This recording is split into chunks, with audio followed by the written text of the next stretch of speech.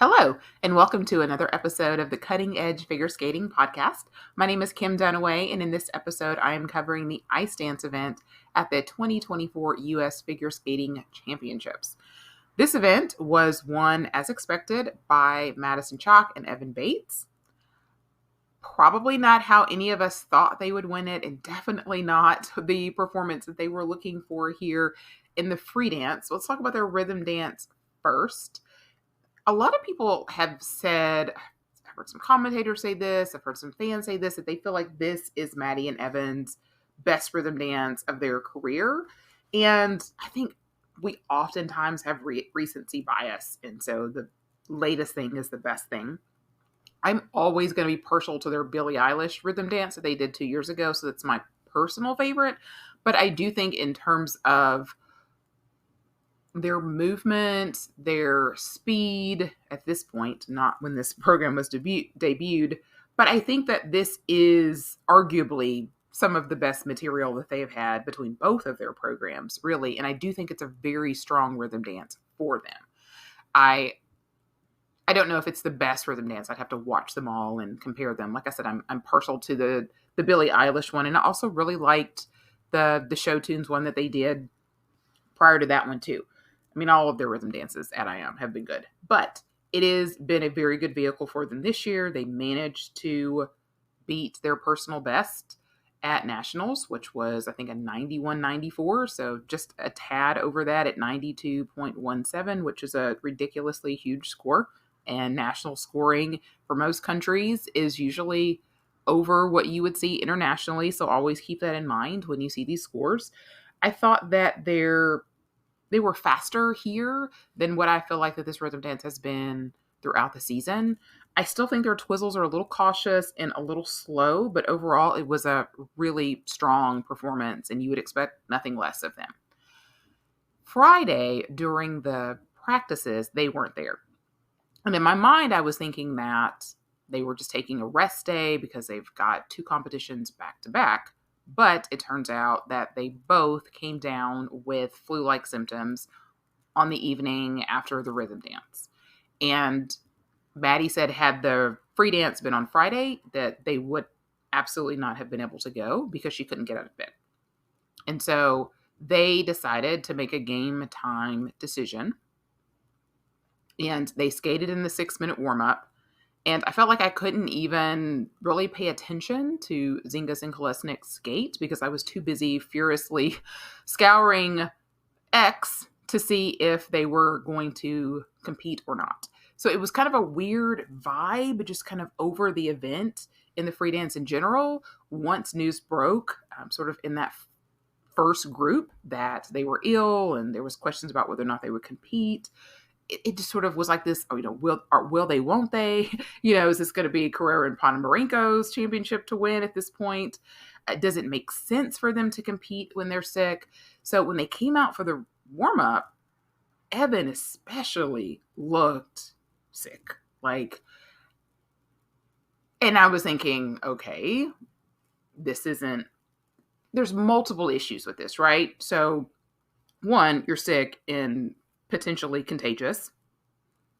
You don't want to make other competitors sick as well and affect their training going forward, potentially spread it to other people who are going to go get on a plane and go to China, in 2 days.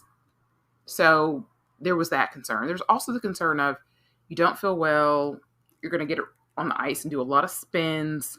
Is that safe? You're going to lifting your partner. Is that safe? Do you want to make a decision that's going to hinder you for potentially the rest of the season if you were to have a accident and get injured?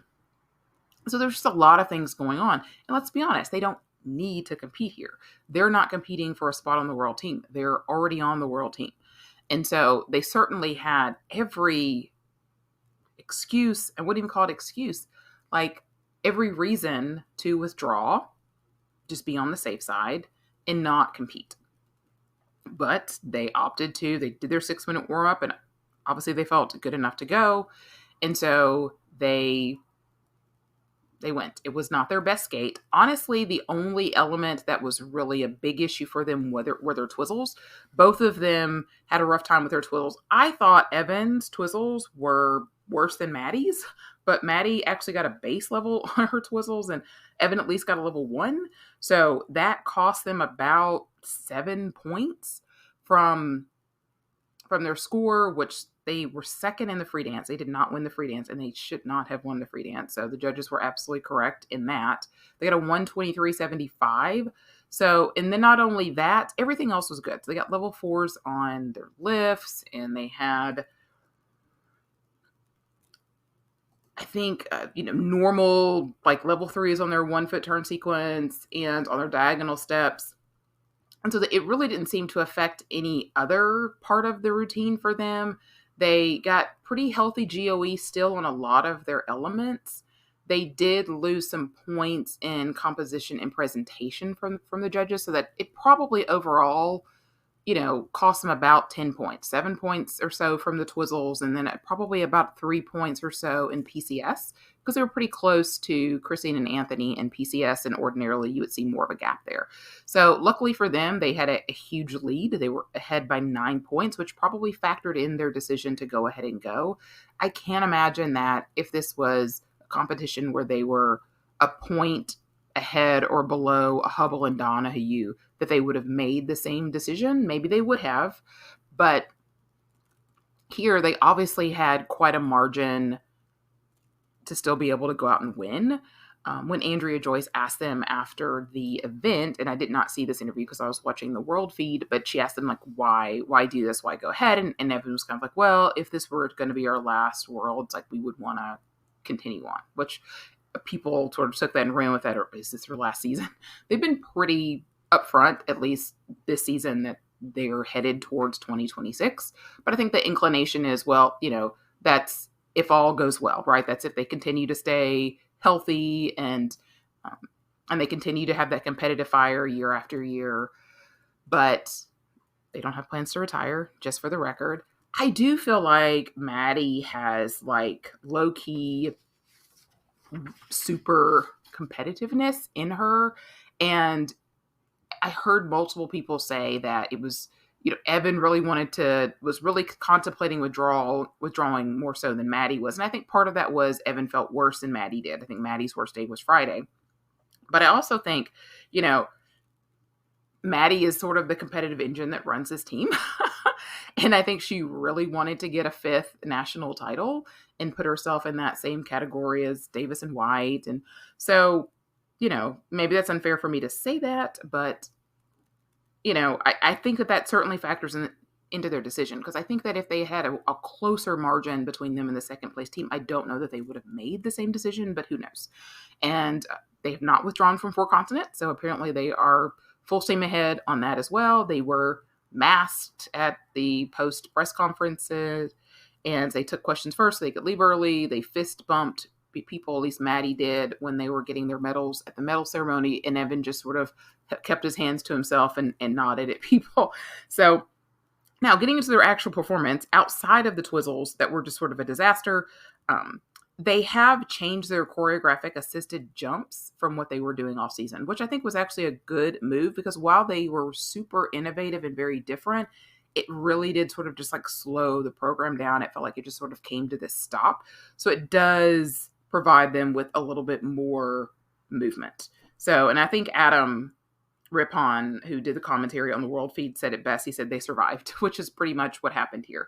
So no records for them in the free dance, but they did win their 5th national title, and they are headed to 4 continents, and we will see if the decision to go to 4 continents was a good one or not in just a few days. Second place here was Cristina Carrero and Anthony Ponomarenko, and they had the best nationals competition of their careers by far and away. So let's talk about their rhythm dance, which they had a costume change. There were a lot of dance teams here and skaters in general that had new costumes that they were debuting at this event. And so Christina's costume was very pretty. I mean, she looked great. I just didn't get what it had to do with Stevie Nicks. Like, I felt like her previous costume fit the music and the theme a little bit better than this one did. I think So one of the listeners referred to it as a 90s lingerie dress, which I think is kind of fair. But yeah, so I didn't really get that, but I mean, that's my only complaint because I thought they were just on fire. Their twizzles were fast. They just look so good. They just look so far away from the team that we saw 2 years ago at Nationals that placed seventh. They have made just a complete about face. Christina has improved drastically in those 2 years. And I think a lot of people have attributed, especially in the last year, with Madison Hubble joining that team up at Ice Academy of Montreal in Toronto. And feels like they're starting to see a lot more confidence out of Christina. And I think just what really stood out to me, especially when we look at all of the other women who are here at this championships, confidence is a big thing. It oozes out of Maddie, starting to ooze out of Christina. And I think a lot of the other ladies in the field, you don't see that confidence as much. And it matters. Like, it really matters in ice dance when you have that confidence, when you feel like you can go out there and execute the elements to the best of your ability. And there's just no doubt in your mind. In their free dance, they won the free dance here, and they were, again, super strong. They had the absolute performance of the night. I love the subtle music that they have at the beginning. I feel like it just kind of really sets the tone. This particular program, perhaps their rhythm dances too, but this one is choreographed by Maddie Hubble along with her husband, Adrian Diaz, who's also there in Toronto, and then Scott Moyer. I think it has a great build to it. I thought their twizzles were just perfection. I think their stationary lift is just really great to the music. I really like their choreographed assisted jumps too. It just, I've liked both of their programs all season. I mean, I said real early that I thought they had the best material of the non-Chock and Bates teams this season. And I didn't feel like they got the scores that they deserved in the fall. They also had some really stiff competition in their Grand Prix, unlike Green and Parsons. And so I think they come into the championships in a lot of people's mind as team number 3, but I was real hesitant to put Green and Parsons as team number 2 because I just haven't seen the vision for that team this season like I had seen with Carrera in Ponmarinko. And I'm glad that they came here and showed up and did well. And I'm very excited to see if they can improve on their 10th place finish from Worlds last season. And they will also be going to 4 continents, hot off the tails of this big performance. All right, third place here was probably one of the bigger surprises, and that was Emily Brody and Ian Somerville. And not a huge surprise to me. Maybe a little bit. Not that they were in the top 4. I thought they were firmly in the mix for pewter with Zingas and Kolesnik, and they were. Coming into the free dance, they were actually 5th. Were they 5th? They were 4th. They were 4th. Okay. So in the short program, Emily also had a new jumpsuit, which, okay. I think it is an improvement over the first jumpsuit. I feel like they're still trying to figure out exactly how to style Emily, like playing with different costumes, playing with different makeup. Now she's got blonde hair, blondish hair, something. But aside from that, they were so strong in the rhythm dance, and I thought this was their best performance of this rhythm dance that I have seen this season. I had a lot of questions when I first saw it at Lombardia. I was like, really? I don't think this team can pull off Prince. Like, I'm just not feeling it. And it's gotten a little bit better all season, and this was definitely their best performance of it. And I felt like just in general at this competition is probably the first time that I felt like maybe this partnership can last, because I know there's been a lot of rumblings. I probably contributed to it as well.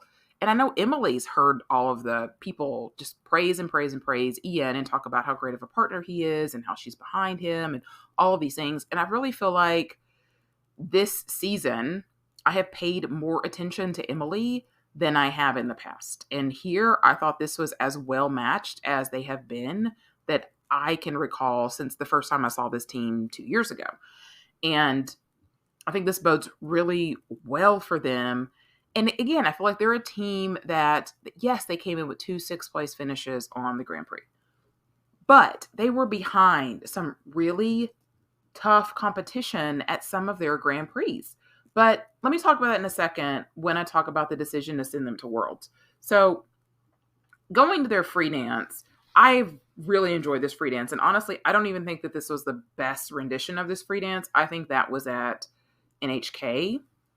Was it NHK? Was it ESPA? Oh my gosh, these things run together. It was NHK. They were so fantastic in that performance at NHK that they had people standing on their feet in the crowd there. And I thought they would move up in the standings from where they were. But again, they just had really stiff competition at that particular Grand Prix. And they didn't move up. They stayed in sixth place. But again, they were behind a lot of stiff competition at that Grand Prix. But here, I thought that they were close to that, but so much stronger than so many of the other teams, especially all the other teams that were sort of vying for this third, fourth place spot. They were by far and away way stronger than everybody else was. And the only hitch was in Ian's twizzle. He actually got a level 3, so he's human, because he was super impressive in the rhythm dance, and he got a level 4 on his step sequence in the rhythm dance. But in the free dance, just that little bit of an issue on the twizzle. But other than that, they were really strong. I mean, I really didn't have a lot of notes because their free dance is just so compelling. It really could have draws you in. I think Ashley said she felt like they should bring more emotion. I was like, I thought they brought a lot of emotion to it for me. I thought they have a great connection. And in one of the practices that they did commentary on, they talked about how much Ian looks at Emily when they skate and how that helps to foster that connection. And a lot of times we talk about that with new teams, especially with a lot in pairs, the partners never look at each other. They're so focused on what they're doing. And I think that helps this team a lot, sort of be able to draw you in because they do have that connection. And I didn't write a lot of notes because I was just compelled the whole time. Like I didn't want to step away from the performance, look away to write something down or type something up. So the interesting thing for them is that they apparently were quite frustrated that they were not named as an alternate for 4 continents. So the alternates were Zingas and Kolesnik, the Browns, and Peyton By. So in their mind, in U.S. figure skating minds, they had them down at, 7th or so, going into this event. And here they are, they're going to be going to Worlds. So I'm going to talk about that decision in a second. Let's talk about Grid and Parsons, who were 4th here in their rhythm dance. So first of all, before we talk about the rhythm dance, because we had some commentary during the practice, which I actually really liked, it was Jackie Wong and like a different guest. He had like Gracie Gold one day, he had Paulina Edmonds, he had Brian Botano, and John Luke Baker, which was my favorite, because it's always great to hear from an ice dancer. But he talked to Caroline and Michael, and he asked them about like what happened to the Paula Abdul. And that they did at the very, very first event that they did this season at Lombardia. And they said, well, they just felt like they really wanted to showcase their power more. And they felt like they could do that with that vehicle. So they changed. And so my issue with the rhythm dance is, and I think it's a good rhythm dance. I think it was smart if they were going to change it from Paula Abdul to go to something completely different. Like there's not a lot of teams that were doing the rock thing, right? But to me, it just kind of feels like, did they change the wrong program? Because I think the rhythm dance is fine. It's just like, since I've seen Reed and Amber Levicius's rhythm dance so many times, which is one of my favorites this season with the Guns N' Roses, I feel like they are doing what a rock rhythm dance should look like.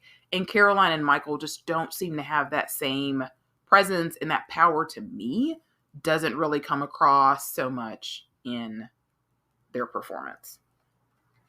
Their lift always looks like it's just takes effort. They have improved in that department, but they're still way behind a lot of the other teams with that.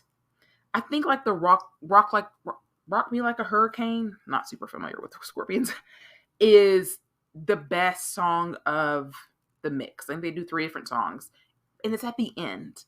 And I feel like the other two songs are just not as successful, and those are the two songs that go first. So I almost feel like maybe if they had started with Rock Me Like a Hurricane and then gone to the other songs or started, I don't know. It just sort of feels like by the time that they get going, it's like I've already sort of checked out of the performance a little bit.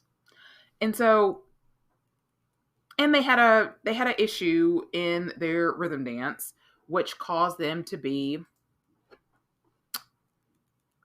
third to begin with. And they were like over 2 points behind Carrera and Ponmaringo. And so you knew that they weren't going to make that up in the free dance. It was Michael's midline step that he only got a level 2 on, and the rhythm dance that pulled him down. And also, too, like their pattern step, they got a level 4 on that at Skate America, just like right off the bat. And we haven't seen them get that kind of a level anymore this season. Whereas Carrera and Ponmaringo got a level 4 on their pattern step and their rhythm dance. And so, those two things put them behind. And so I tweeted at the beginning of the rhythm dance that they were not going to, the top 3 wasn't going to change. Obviously, I was dead wrong. But I said that because there was no way that I could see Green and Parsons jumping over Carrera and Ponmaringo. Did I think it was possible for somebody to catch Green and Parsons? They were certainly closer to the other teams, but I still didn't expect it to happen. And it certainly wouldn't have happened if they hadn't had some mistakes. So let's talk about the free dance. And they started off great. Loved the stationary lift. They go straight into their 1-foot turn sequence, which just to me looked slow and cautious and just not as free and flowy as you want that to be. And then Michael stumbled on their first twizzles, and it just kind of, I felt like it just never really recovered after that. Their last lift was slow, which is a choreographic lift. And I made this same comment when I talked about Kana and Daisuke last year. Like, lifts were not their strong suit. Like, why are you doing a choreographic lift? Like, you could do a choreographic sliding move, a spin move, twizzle. Like, their twizzles weren't great either, but still, the lifts were the worst thing that they do. And it's like, why are you doing a choreographic lift? And I feel the same way with Caroline and Michael. Like, the lifts are not the strongest part of their performance. There's so many other things that they could do. Like, why did they do a choreographic lift at the end of their routine? Didn't do well. Out of the 13 teams that were here, they were 8th in lifts, which for a team that's vying for, a podium spot, and they'd like to be 2, that's just not acceptable. And then to do a choreographic one on top of that makes no sense to me. Like, do a hydroblading movement, something that they do very well, a spin or something, that didn't make a whole lot of sense to me. And so they ended up 4th in the free dance, which could have been worse. There were some teams that behind them that made some mistakes that could have been ahead of them, and that dropped them down to 4th overall. And so then the question is, okay, well, what do you do? Do you still send Green and Parsons? Because the body of work that's established for making the world team selection is the biggest weight is your performance in nationals. Then it's like Grand Prix final, which they weren't there. It's Grand Prix, challengers, last year's world championships. So obviously in the Grand Prix, they were 4th and 3rd. So they got a 3rd at Cup of China. They were 4th at Skate America. Brody and Somerville were 6th in both of their Grand Prix. Challengers, once you add that in, it becomes a bit interesting because now Brody and Somerville and Grady and Parsons have had 3 head-to-head matchups, and Brody and Somerville have won 2 of them. They beat them here at Nationals, and they beat them at Lombardia, where Brody and Somerville were 4th and Grady and Parsons were 6th. And then so the one head-to-head that they got that Brody and Somerville didn't win was at Cup of China. So let's just talk about some of the Grand Prix that Grady and Parsons were assigned to. Because they were 6th in the world, they got a better draw than a lot of other competitors because they basically come in almost like a 2 seed in that particular Grand Prix. I mean, it was definitely set up for them to be in the Grand Prix final if they had gotten silver medals at those 2 Grand Prix, which we know they did not. They were matched up with the Joie and the Ga, and they got both of those silver medals. So it's Skate America, Green and Parsons were behind Chock and Bates, Lejeune Legat, Lopareva, and Brousseau, and they were ahead of the Tashlers, who they lost to in the rhythm dance, but were able to beat in the free dance because the Tashlers got their character step invalidated. Otherwise, they would have been fifth, let's be honest, but they were fourth there. And then at Cup of China, where they were third, they were behind Piper and Paul and Marjorie and Zach. The teams that were behind them were Peyton Bai, Desmogets and Lemercier, Brody and Somerville, Kozakova and Revilla, Chen and Jing, Chi Wu. So they had a very weak lineup in general. And interestingly enough, Peyton Bai beat Brody and Somerville at that event. Now, let's look at Brody and Somerville and talk about their particular draws. And that's why I just talked about Cup of China because they were there. But they were also at NHK, which was their best Grand Prix outing. They were behind Fear and Gibson, Guinard and Fabry, Reed and Ambrou Levicius, Turcula and Verse Luis, and Desmogets and Le Mercier, who had personal best in both segments at that point. They've now bested that at Europeans. That's who they were behind. And they were in front of Laureat and Legac, McNamara and Spiridonov, and Katsubara and Coletto. So they had a harder draw in their Grand Prix. If you threw Caroline and Michael at NHK, which you wouldn't have because, again, they were seated above some of these teams that they got a pass from having to compete against, they would not have beaten Reed and Amber Levicius or Turcula and Verse Luis. Maybe they would have beaten Loisia and Theo, but they would have been at best fifth in that same Grand Prix. And so I just mentioned that because you look at their 6 points finish and then you look at Caroline and Michaels and you see 3rd and 4. But if you compare the difficulty of those Grand Prix, they don't really compare. Now, that being said, do Caroline and Michael have a better body of work? Yes, that they do. Do I think that they should have gone to Worlds? I feel like you could make an argument either way. And I feel like that this is actually good for Green and Parsons in the long run. And I'll tell you why. And I said the same thing to somebody on Twitter. If they go to Worlds this year, with the mediocre programs that they have, with the way that they've performed this season, they're probably not going to finish in the top 10. Let's be honest. You got the 6 teams that were at Grand Prix final. You've got fabulous teams from Europe. Reed and Amber Levicius, Turcula, Verse Luis, the Tashlers, Lopareva and Brousseau. That's 10 teams right there that they're probably not going to beat. They may not beat Carrera and Ponomarenko again. They may not beat Desmogets and Lemercier at this point. They may not beat Diana Davis and Gleb Smolkin. So it's very, very difficult for them to get back in the top 10. And so what's going to do more damage? Them not being at Worlds or them being at Worlds and finishing outside of the top 10? I think going to Worlds and not having a good finish actually is worse for their career.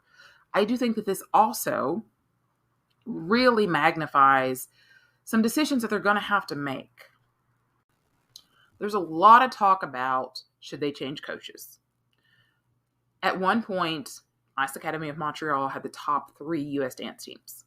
Chock and Bates, Hubble and Donahue, Hawaii and Baker. Hawaii and Baker looked to be no longer training. Obviously, Hubble and Donahue have retired, so it's just Chock and Bates at this point.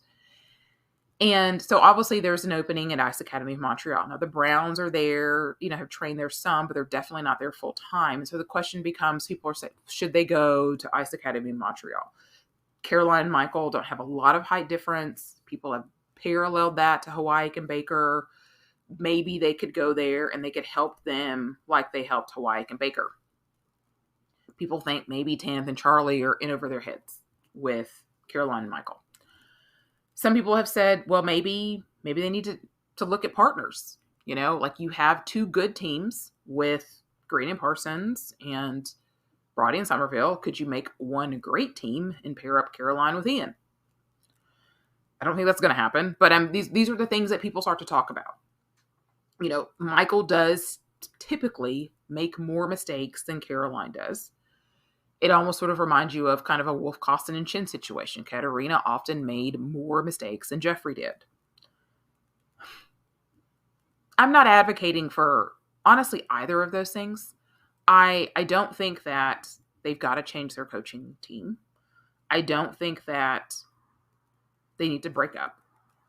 But I do think that they've got to get some outside help, some outside choreographers. I mean, I think that that's what they did with the year that they had like the contemporary piece that everybody loved that this was probably supposed to mimic. I think they actually did bring in like some outside like modern dance choreographers for that purpose and made it really authentic, because this free dance that they've used this year has just never really landed, I don't feel like, and it's just felt like an attempt at what was so magical 2 years ago. And what you want to do, if you're going to go back to that well, and a lot of teams do it, I think we all wanted them to go back to that well, is that you want that next program to be an evolution of that, to be an even better version, because now you're better. And it wasn't that.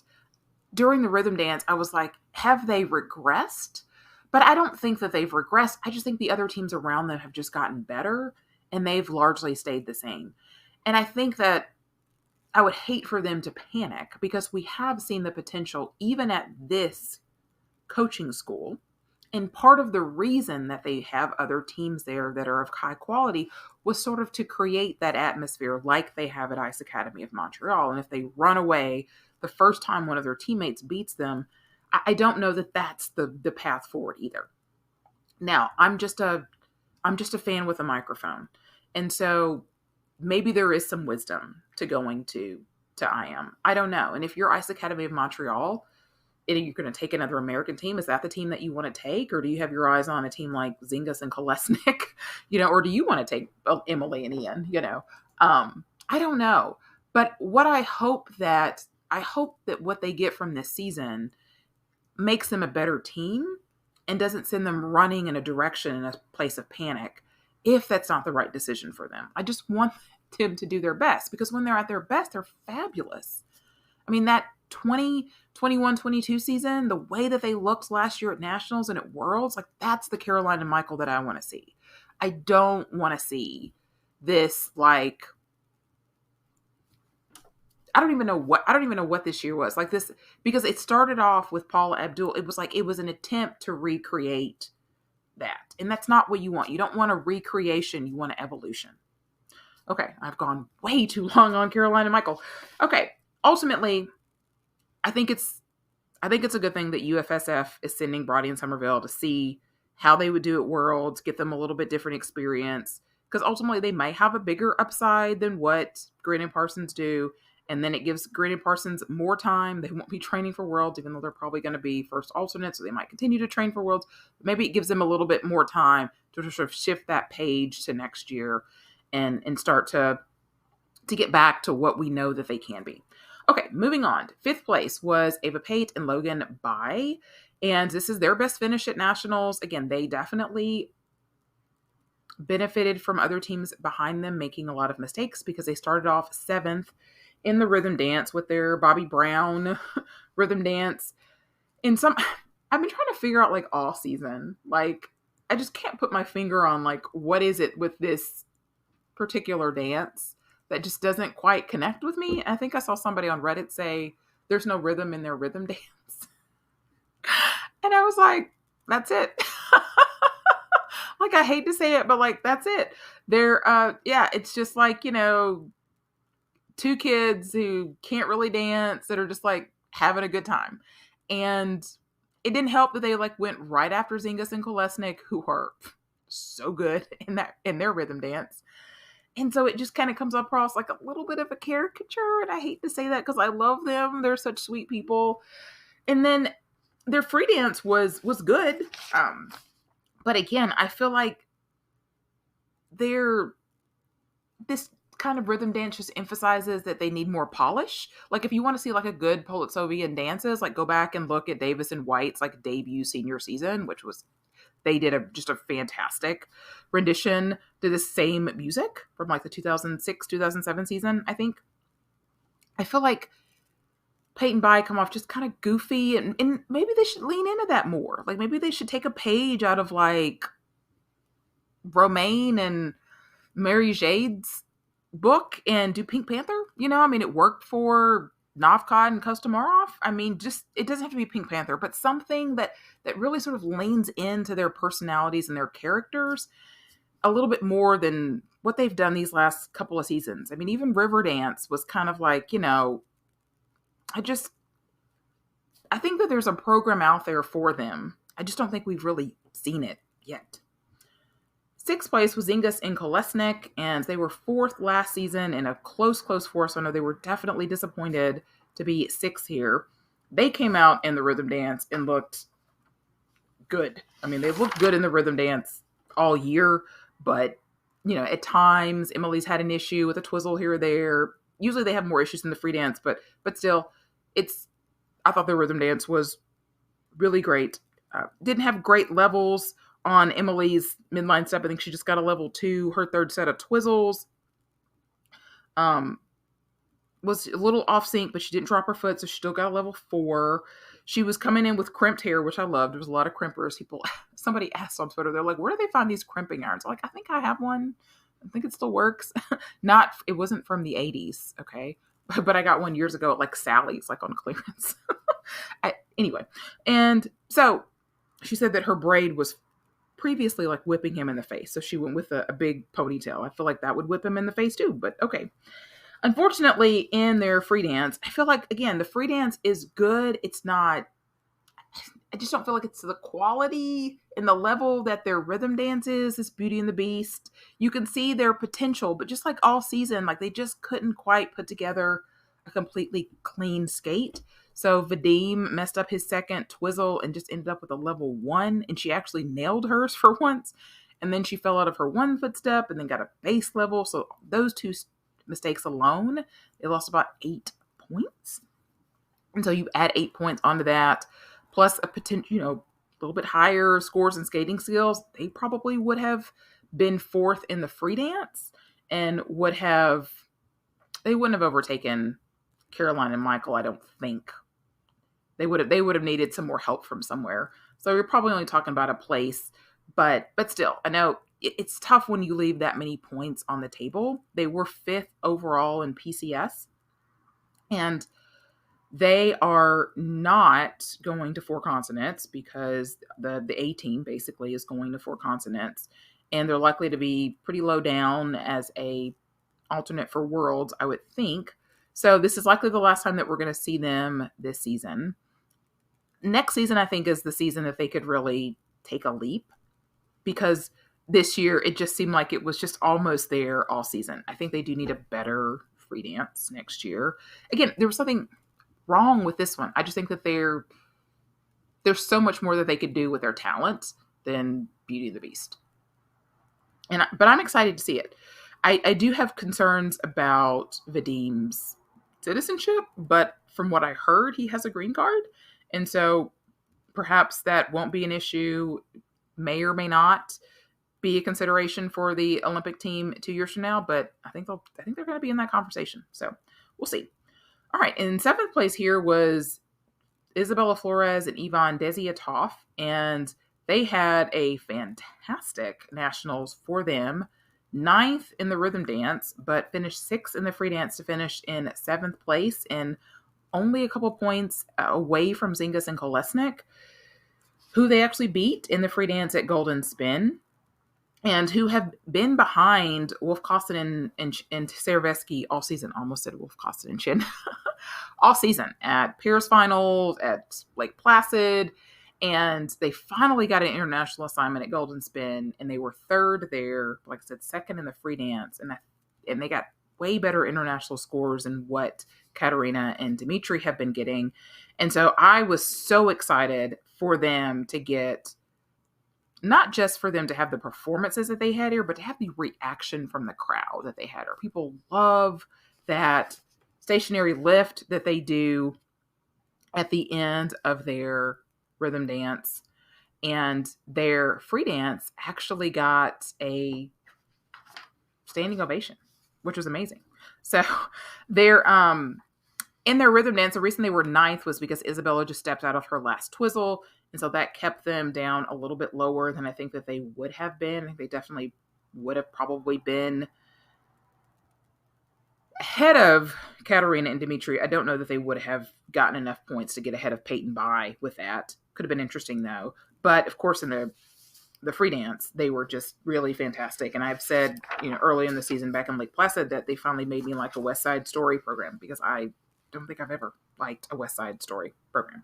I love their facial expressions. They're both just so invested in their characters. I feel like for her, the joy just really comes out in her skating. And they have a curve lift, kind of like the Tasslers, where she's in a handstand. That's really cool. Just some really great moments. I think that they really play with that height difference between the two of them a lot to their advantage. And I'm really excited about this team. I mean, I know it's stacked in American Ice Dance, but they're a team that I feel like could really move up. To me, they've got more of an upside than a team like Peyton Bye, And 8th place here were the Browns, and they were coming off of, a really great showing in their last Grand Prix at Skate Canada. They were going to firmly in that mix for pewter coming into the free dance, and unfortunately for them, just not the performance that they would have liked to have had in the free dance. In the rhythm dance, they had new costumes, and so somebody said, hey, this is what happens when Caitlin Weaver talked about them being in a tent, and their GoFundMe account got all this money, and so they were able to buy new costumes. But I was kind of like, why? This is likely your last competition of the season. You're not going to 4 continents. You're not going to Worlds. You're just going to wear this outfit for one competition. Maybe they're going to use it for this routine as an exhibition or something in the future. I don't know. But people were very excited about the new costumes. They really, really didn't like the rhythm dance costumes that they had before. So I think that they have more rhythm than Peyton Bye. But unfortunately for them, in their free dance, they had 2 things. Big trouble on Una's last twizzle, and then the very next element was their curd lift. And she said after the fact that her blade slipped, but she just couldn't get it up on his leg, and they never really got the lift up. They got a level 2 with negative GOE. I thought was generous. I guess she got 2 features in there. I don't know how. Una was pretty upset after the end and was in tears in the kiss and cry. And they obviously wanted to have a better finish here than where they were. But, this kind of things happen. What I have said, and I think I've said this on the podcast too, is Gage is really starting to stand out to me, more so than Una. And, that may change with different material. And I think it's always hard when you're siblings. And obviously you've got 2 Czech teams right now that are doing a pretty good job of it, but you can't really make the girl look sexy, So it's sometimes I feel like people feel they don't exactly know how to showcase the girl as well in a sibling relationship. And so I think for this team going forward, I do want to see a little bit more pizzazz, a little bit more sparkle with Una to sort of match what we're seeing out of Gage right now.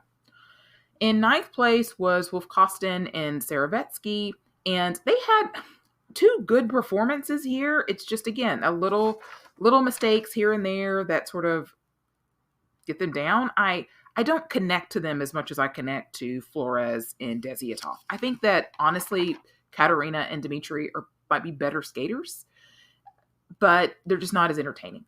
And I think that their tango is very good in their free dance. He struggled a bit with their second set of twizzles, but there's a lot of elements on the highlights and the crescendos of the music, and it's well choreographed, but it's a tango, and it's just a regular tango, and it doesn't have the excitement that some of the other routines here had. They don't know, this compared to West Side Story, it just it wasn't close for me here. And like I said, they've been beating Isabella and Yvonne all season. But what you want to see is the team get better.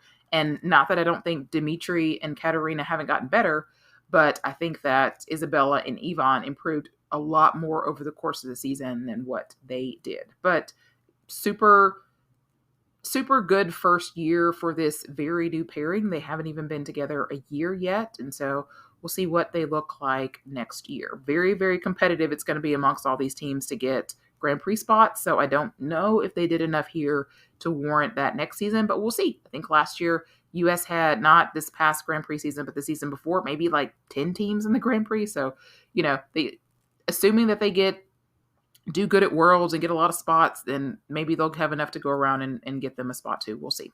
10th place here was Ling and Wine, and he apparently is getting a degree in aerospace engineering. Like, good for you. Says he's going to University of Maryland and says she's at UC Berkeley. How does that work? Your online classes? Like, I don't know. Some people said they liked her costume in the rhythm dance. I thought it just made her look old. I guess that they were like channeling some kind of like 80s soul, but only thing that, the biggest thing that stood out for me was their music, which was Aretha, and he, went into the splits at some point. Like, love it. Their free dance, love their costumes, love her costume especially. It's just absolutely beautiful, and I think it's a really lovely free dance. I don't, you sort of feel like the quality shift when you go from like Wolf Costin and Sarah Vetsky down to these other 4 teams. But I think that they had a really great nationals. In 11th place was Conscious and Shepiatov, and they have a very interesting story in that this is the 3rd time that they have qualified for nationals and the first time that they've actually been able to make it. So they've had to withdraw the last 2 years. So their rhythm dance is to Sweet Dreams. So basically almost the same cuts of music that you hear from Fear and Gibson, but it's a fun routine. Their free dance is lovely music. I think they're well matched. They're another MIDA team with Tanith and Greg and Charlie. Good, just, nothing really exciting for me to go on about. 12th place here was Kowar and Schwabach, if I remember correctly. They are coached by Ben Augusto. Their rhythm dance they were doing In Excess. And in their free dance, they were doing James Bond, which they were actually not doing like tons of like writing on the wall. They were using No Time to Die. So they realized that there were like other James Bond songs that they could use. I love their costumes. I thought they looked like they were out of a James Bond movie. So I did really enjoy them. And then 13th place here was Murphy and Levette, and they didn't score here as well as the other teams, but they looked like they were just having a really good time. The whole time that they were there, their free dance was to build a home, which we've heard like a zillion times. And there was a lot of struggled with their twizzles and, but again, like I said, they were just happy to be there. I thought they were also just really slow as well. But overall, it was a really fantastic event. I think this is the event that U.S. figure skating needs to put on a Saturday night instead of pairs. But we can talk about that when I talk about pairs. All right. That was a long episode. All right. So, who gets my Pamchenko award?